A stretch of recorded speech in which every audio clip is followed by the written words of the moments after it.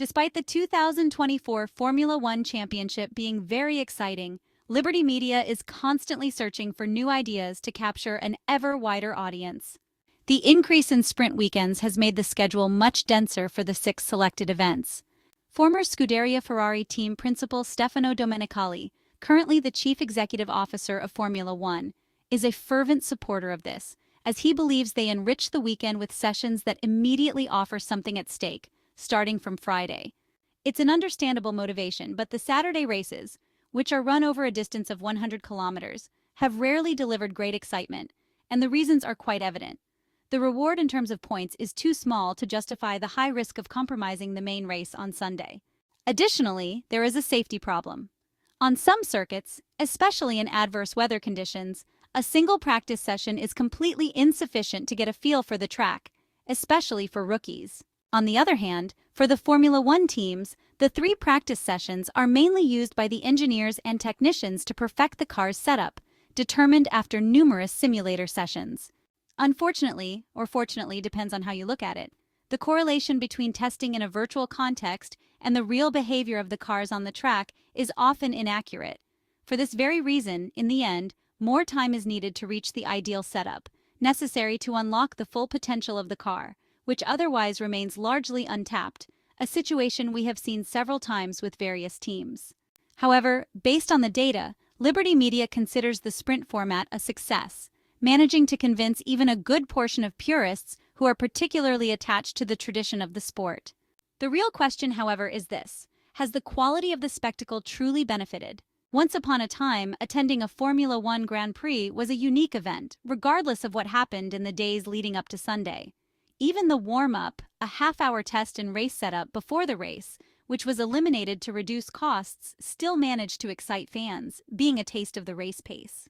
The common opinion is that the sprint format is an attempt to attract new fans, but the emotional and sporting content remains poor, for the reasons described.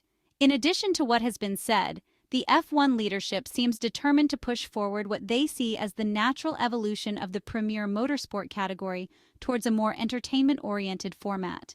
Hence, there is talk again of reverse or partially reverse grids in the sprint race. However, regardless of personal opinions, like any other sport, Formula One should preserve its meritocratic principle. Penalizing drivers simply for being the fastest could artificially alter the outcome of the races. Making a comeback in a short race is anything but simple, especially if stuck in a drag reduction system train. Objectively, the idea presents many critical issues, not least the upcoming technical revolution that will once again change the characteristics of Formula One cars. It's not just an aesthetic aspect, as future cars, thanks to the introduction of active aerodynamics, will require a new approach to driving. The stated goal is to keep the group of drivers always close together and prevent the most competitive car from pulling away from the rest of the field after just a few laps. In light of these premises, what sense would it make to reverse the grid in the sprint race if not to penalize those who achieve the best times in qualifying?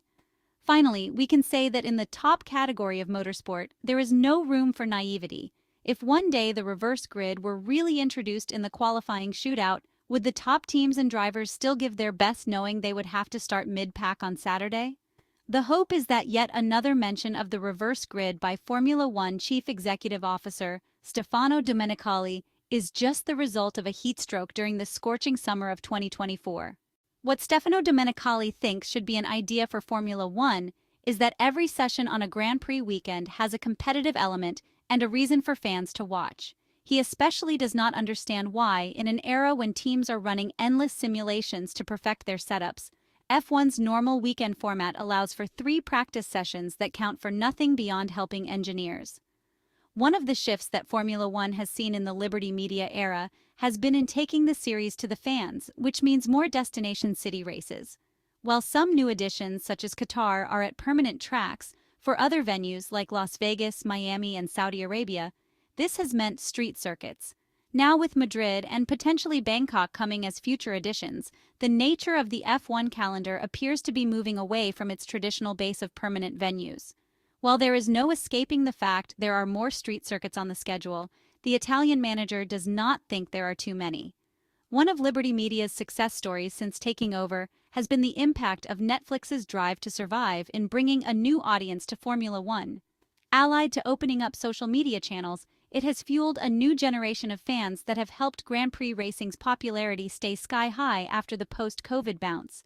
But if Netflix's impact was huge, Stefano Domenicali thinks that the new F1 movie, due to hit the big screens next June, will take the push to another.